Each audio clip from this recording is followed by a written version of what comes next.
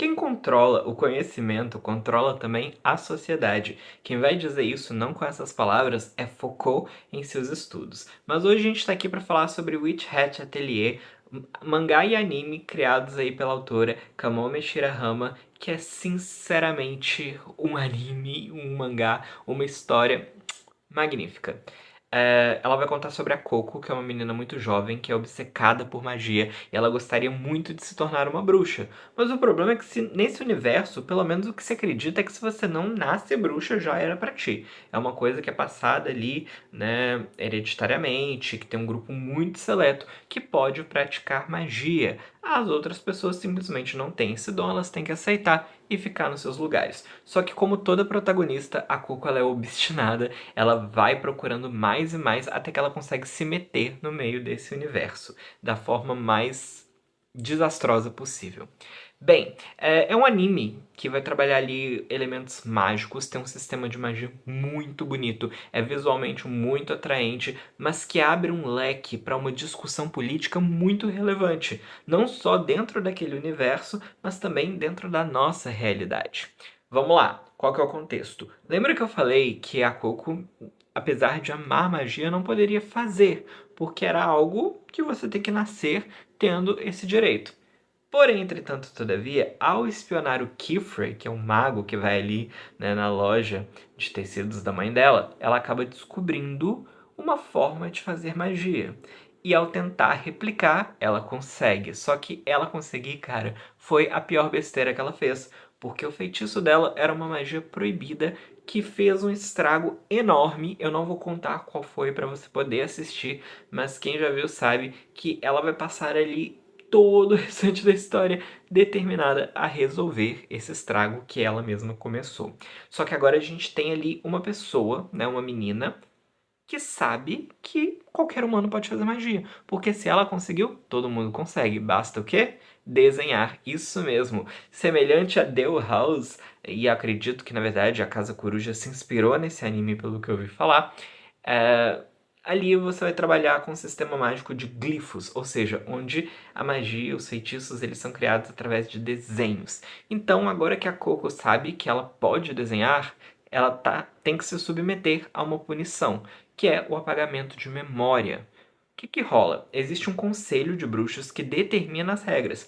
E esse conselho de bruxos decide quem pode saber da existência da magia, como ela funciona e o fato, né, claro, de que ela é sim acessível a todos.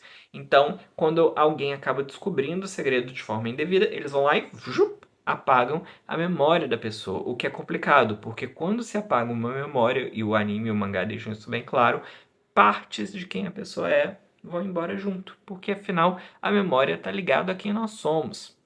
E esse é o grande problema. A Coco ama magia demais. E o Kifrey fica ali com dó nesse primeiro momento, pensando, poxa, se eu apagar a magia dela, eu vou perder uma pista. Porque sim, o fato dela ter feito essa magia proibida conecta diretamente a quem entregou ela para ele, para Coco.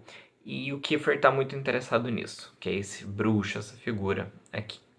E então ele não quer apagar a memória da Coco. E a Coco também, cara, ela é viciada em magia. Apagar o apreço dela por magia mudaria quem ela é. Então o que ele decide? Que vai adotá-la como sua aprendiz. E a partir daí a gente vê a Coco junto das outras aprendizes do Kiefer, descobrindo como lidar com a magia.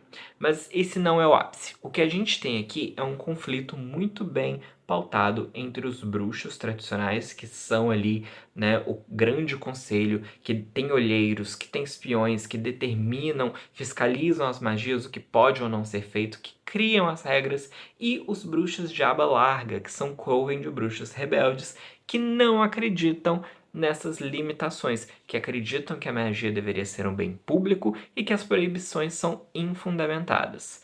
E aí a gente vai ter o grande debate. Tudo começou quando houve um pacto. Por quê? Todo mundo podia fazer magia, todo mundo podia desenhar, todo mundo tinha acesso e as pessoas começaram a fazer coisas ruins. Essas coisas ruins viraram catastróficas e aí alguém teve que parar com essa gandaia. Quando isso aconteceu, houve um juramento de que a magia seria um segredo, e foi onde tudo começou. Só que a grande questão é, manter a magia em segredo é de fato um recurso para a proteção da humanidade ou uma forma de monopolizar o poder para que ele fique ali num grupo bem específico? É debaixo desse debate que a gente vai começar a nossa discussão filosófica de hoje. Bora comigo? Ainda pensando na filosofia, a gente pode entender que ali no universo de Atelier of Witch Hat, nós temos uma sociedade que está vivendo a alegoria da caverna. Eles não conhecem o mundo lá fora, eles não conhecem as múltiplas possibilidades que lhes deveriam ser direito. Porque, apesar de no pacto terem concordado em privar a magia por um suposto bem, ela é parte da essência de todos que estão ali. Porém, quando ela é redirecionada para alguns, estes que ficam de fora são o quê? Eles estão à margem, né? E a gente pode pensar que o acesso à magia poderia ser uma libertação, mas toda libertação vem com confronto, vem com resistência e, claro, muita revolta.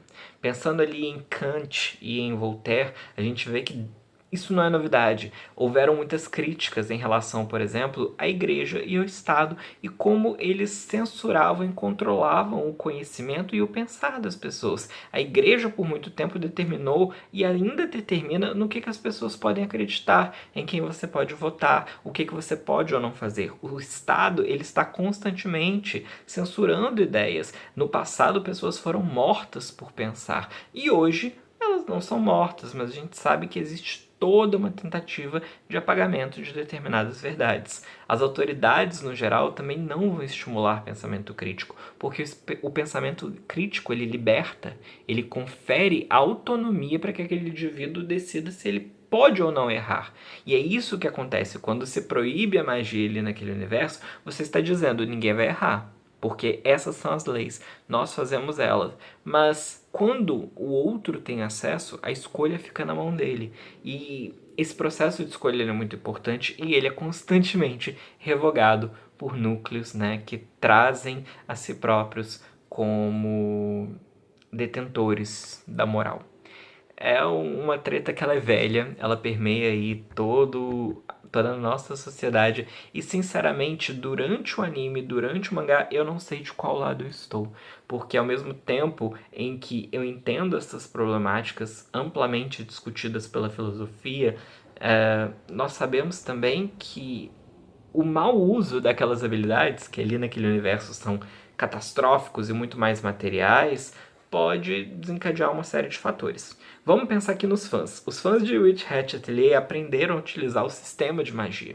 E se você for no Reddit, em fóruns ou blogs, até no Twitter e por aí vai, e ver as redes, né, sociais dos fãs, da galera que acompanha ali, o pessoal começou a criar os seus próprios feitiços. E você tem desde feitiços muito questionáveis a respeito de manipulação de aparências até feitiços de bomba atômica, guerras e armas. O que me leva a pensar, realmente faz sentido que haja uma limitação no que se possa fazer com aquilo. Assim como há uma limitação, por exemplo, né, no que se acessa hoje. Você não vai no supermercado e compra uma arma, pelo menos não no Brasil. Você não acorda amanhã e vai fazer uma cirurgia em alguém, então existem limitações. Mas é aí que tá. Vou pegar aqui também, ainda pensando em Kant, raciocinai quanto quiserdes, e sobre o que quiserdes, apenas obedecei.